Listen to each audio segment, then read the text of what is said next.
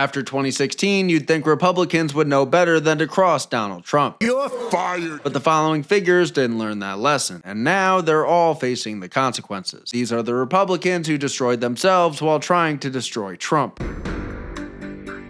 Bill Cassidy was not some nobody in the Republican Party. He was a two-term senator from Louisiana, a committee chairman, and a Republican who had no problem benefiting from Trump's voters when it helped him win. The major rift came in February of 2021 when Cassidy joined 6 other Senate Republicans and voted to convict Donald Trump in the second impeachment trial. And he tried to dress it up as some noble act, saying, "Our Constitution and our country is more important than any one person.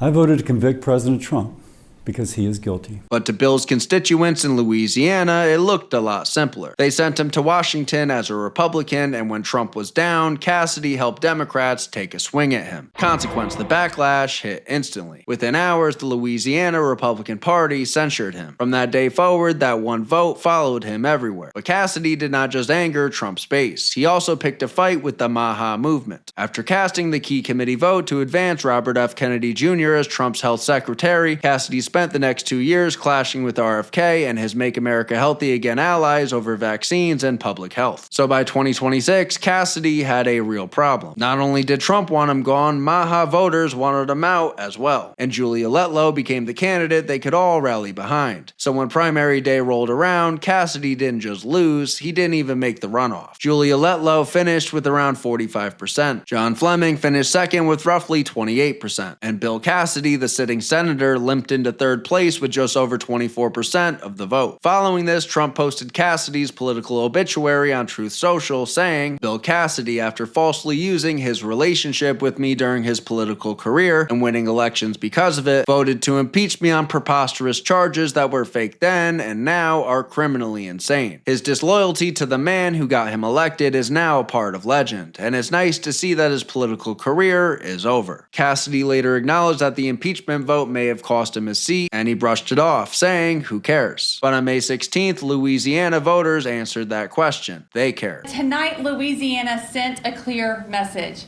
that they want a candidate to represent them in the Senate who will always put America first and never turn her back on Louisiana voters. Brad Raffensperger was not some national Republican star. He was Georgia's Secretary of State, a quiet, low-profile official most voters outside of Georgia had never heard of. But after the 2020 election, Brad became famous for one reason. He became the Republican who told Donald Trump no. In January of 2021, Trump had a phone call with Brad and other Georgia officials while Georgia's election results were still being fought over. On that call, Trump told Brad he wanted to find 11,780 votes, to which Brad refused. And when Trump insisted that there was massive fraud, Brad pushed back, saying, "Well, Mr. President, the challenge that you have is the data you have is wrong. I guess there's a person named Mr. Raynard that came to these meetings and presented data.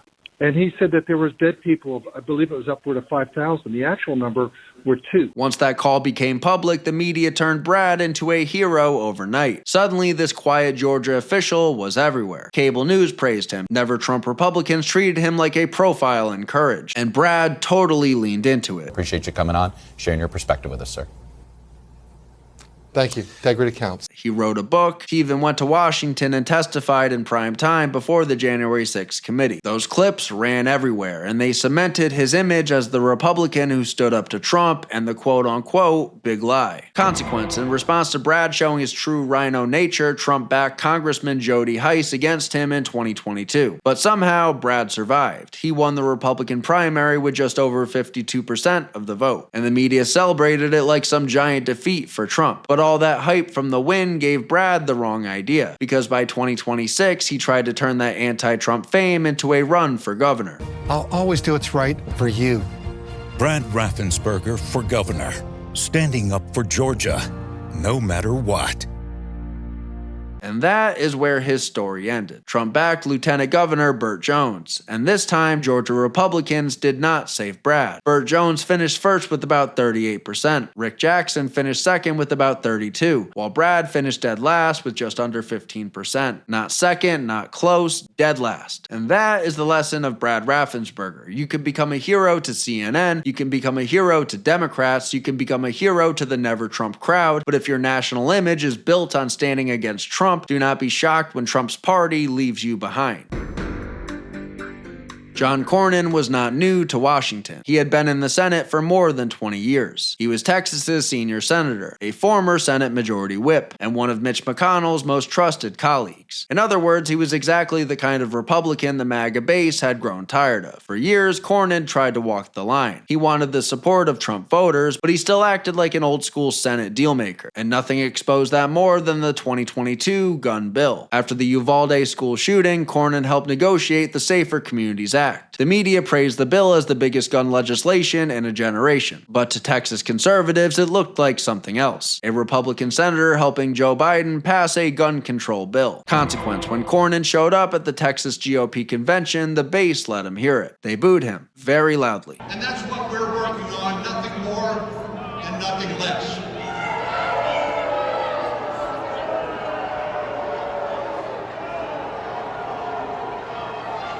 Cornyn tried to defend himself, saying, As Fox News recently pointed out, we fought and kept President Biden's gun-grabbing wish list off the table. But the crowd was not having it, because by then the damage was done. Trump had already labeled him a RINO and warned that the bill was the first step towards taking away your guns. And from that moment on, Cornyn had a problem. He was a Texas Republican senator who suddenly looked out of step with Texas Republican voters. So when election season came around, Cornyn tried to fix it. He posed with Trump's book, The Art of the Deal, with the caption, recommended. He leaned harder into Trump. He tried to sound more MAGA. He even voted to confirm every one of Trump's cabinet picks. But the base wasn't buying what he was selling, because you can't spend decades as Mitch McConnell's lapdog, then suddenly act shocked when the voters remember where your loyalties lie. In 2026, Texas Republicans had a choice. John Cornyn, the longtime establishment senator, or Ken Paxton, the Trump-backed fighter who had spent years battling the same political machine that Cornyn represented. And at first, Trump didn't endorse. Then, in the runoff, he backed Paxton and said, John Cornyn is a good man, and I worked well with him, but he was not supportive of me when times were tough. That was all it took. Paxton crushed Cornyn by about 64 to 36. A four-term senator, a former Senate power broker, gone just like that. Thomas Massie is a tricky one, because unlike Bill Cassidy or Brad Raffensperger, Massie was not chasing praise from CNN, at least at first. He was a libertarian Republican, a spending hawk, and Congress's most famous no vote. For years, that brand worked, until it ran straight into Trump. In 2020, Massie tried to force a recorded vote on the massive COVID relief bill, which would have held up COVID checks and forced Congress back into session during lockdowns. For that, Trump blasted him as a third-rate grandstander. Despite that, Massie survived that fight, and he even got a Trump endorsement in 2022. But during Trump's second term, the clashes got even uglier. He opposed major spending bills. He made himself the center of the Epstein files fight. And when Trump moved against Iran, Massie blasted him relentlessly. Consequence, in response, Trump posted on Truth Social, I predict that Representative Thomas Massie will go down as the worst Republican congressman in the long and fabled history of the United States Congress. Even worse than crazy Liz Cheney crying at him Kinzinger and Marjorie Taylor Greene. In Massie's 2026 race, Trump endorsed Ed Galrein over Massie. Come primary night, Massie lost roughly 55 to 45. A congressman who had been there since 2012 was gone. Now you might notice this section was a little short, and that's because I already have a 10-minute video breaking down the entire Trump vs. Massie feud. Click that video at the end if you're interested. Candace Owens was once one of the biggest rising stars in conservative media. She built her name with Blexit, where she urged black voters to leave the Democrat Party. She became a major voice against Black Lives Matter, and by 2021, the Daily Wire gave her a major platform. For a while, Candace looked like one of the future faces of MAGA media, but over time, her brand drastically changed. It became less about persuasion and more about provocation, and the first biggest examples of this came after October 7th and the war in Gaza. Candace clashed publicly with Ben Shapiro, who was her boss at the time. The feud got so ugly that by March of 2024, the Daily Wire announced it had ended its relationship with Candace. She responded by saying, "The rumors are true, I am finally free." And from there, she went independent. But independent Candace was a very different Candace. The commentary got darker, the claims got bigger, the controversies got louder. By 2026, she had essentially become one of the shock jocks of politics. Constant Charlie Kirk conspiracies. It is an absolute fact that Charlie Kirk thought that he was a time traveler. He told me he was a time traveler repeatedly. How was he so certain that he was going to die young? Israel conspiracies, Egypt conspiracies, even interviewing Hunter Biden. Every week, another bombshell. Every episode, another controversy. And that is the key when it comes to Candace. Without the wild revelations, she has no content, she has no show. Consequence, Candace pretty much ruined her reputation as a journalist and is now facing 2 lawsuits from claims she has made on her show. And as far as politics goes, Trump would eventually hit back on Truth Social, calling her really dumb and mentally ill. In the end, Candace went from a polished conservative star with a bright future to an outraged machine fighting with the same movement that helped build her. She still gets tons of views, still gets a lot of attention, but regular Republicans aren't looking to Candace for news. They are reacting to whatever controversy she starts next. So the lesson is, when your whole brand becomes outrage, you have to keep getting louder just to stay relevant, and that is not sustainable.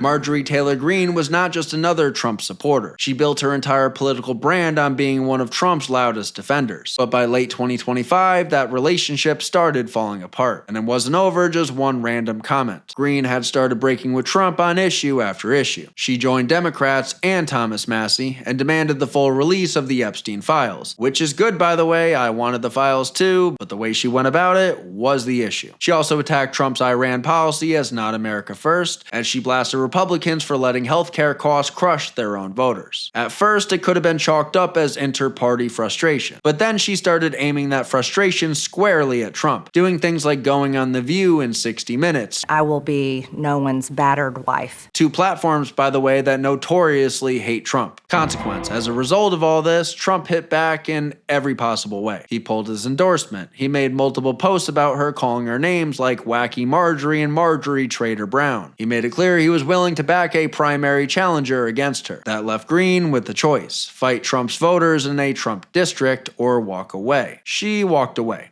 In November of 2025, Greene posted a resignation video announcing she would leave Congress on January 5th, 2026. In that video, she said she did not want her district dragged through a brutal primary started by the same president she once championed. And just like that, one of the loudest MAGA voices in Congress was gone. And by the way, I already made a full video breaking down the entire Marjorie Taylor Greene fallout, so if you want that full story, click the video at the end. At his peak, Tucker Carlson was not just another Fox News host. He was the biggest voice in conservative media. But then the Dominion lawsuit pulled back the curtain, and suddenly the public got to see what Tucker was saying behind the scenes. In private messages from January 2021, Tucker said, "We are very, very close to being able to ignore Trump most nights." Then came the line that changed everything: "I hate him passionately." This was the same Tucker who millions of Trump voters watched every night. The same Tucker who built his brand speaking to the MAGA base. And behind closed doors, he was saying he could not wait to move on from Trump. Fox later settled the Dominion case for $787 million, and just 3 days later, Tucker was gone. The king of cable news had lost his throne. But Tucker reinvented himself. He went independent. He started doing long-form interviews, built a massive online audience. And for a while, he moved right back into the MAGA orbit. But then came the Iran fight. And this time, Tucker did not just disagree with Trump, he completely turned on him. During an interview with BBC of all outlets, Tucker said that Trump's Iran policy was the single biggest mistake Trump or any American president in my lifetime has made. On his podcast, he went even further. He said he would be haunted for helping Trump get elected in 2024. He said everyone who supported Trump was implicated. Then he told his own audience, and I want to say I'm sorry for misleading people. It was not intentional. That's all I'll say. Those are some pretty wild statements, because this was not just some random never-Trumper saying it. This was Tucker Carlson, the man who spent all of 2024 campaigning for Trump and telling audiences that daddy was coming home. And if 2 of your kids are in a brawl, maybe you think one's right and the other's wrong, but it doesn't matter. What do you say? Beat the crap out of him, he's wrong! No, you say dad's home, knock it off. And then it got even more unhinged. At one point, he even floated the idea of Trump possibly being the Antichrist. Here's a leader who's mocking the gods of his ancestors, mocking the God of gods, and exalting himself above them. Could this be the Antichrist? Well, who knows? At least that's my conclusion. Who knows? That is not a policy disagreement. That is a full mental break. And if you want even more proof that Tucker's out of his mind, here's him not remembering that he even called Trump the Antichrist 3 weeks ago. You know, you've been talking on your show about whether Trump is the Antichrist. I have not said that. On your show, the day after Easter, you noted he did not put his hand on the Bible during his swearing-in ceremony as president. You said, and I'm quoting, maybe he didn't put his hand on the Bible because he affirmatively rejects what's inside that book. And then on a recent show, you went further saying, here's a leader who's mocking the gods of his ancestors, mocking the God of gods and exalting himself above them. Could this be the Antichrist? I actually did not say, could this be the Antichrist? I don't know where that comes from, but I know that those words never left my lips because I'm not sure I fully understand what the Antichrist is. If there's just one, I actually tried to understand it. I may have said some are asking that. I'm not weighing in on that because I don't understand it. Consequence, Tucker pretty much lost all credibility as a journalist. And of course, Trump fired back. He called Tucker a low IQ person and highly overrated and said he had no idea what was happening. Just like that, the relationship was shattered. But in the end, Tucker did not lose his audience. He still gets huge numbers online. But this video is not only about people losing elections, it's about people losing the thing that made them powerful. And Tucker lost something bigger than a time slot. He lost his image as a sincere, trusted voice. Tucker's story goes to show that you could build an empire talking to Trump's voters, then destroy your standing with them when they find out you were playing a role the whole time. Thank you for watching.